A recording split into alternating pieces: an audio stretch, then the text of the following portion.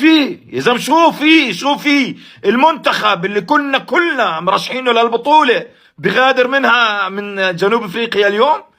اشرف حكيمي بضيع ركله جزاء. اقسم بالله العظيم ما انا عارف شو احكي، والله ما انا عارف شو احكي، اقسم بالله اشي بزعل. هارد لك لحبايب المغاربه، ومش عارف والله ما انا عارف. سنه 2024 شكلها بيض على العرب. الله لا كان جابك، كان الطين على ال 25 على السريع. الله يصبركم، السلام عليكم. يا جماعه الناس اللي ما عندهاش دم اللي شمتانه ليه؟ انت شمتانه على ايه يا ابني؟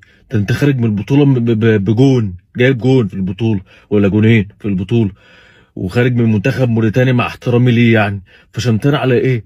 يعني منتخب المغرب مش في يومه خالص. زياش مصاب وبوفال مصاب وضربة جزاء تضيع من حكيمي وتيجي في العارضة حتى مش حارس المرمى يصدها.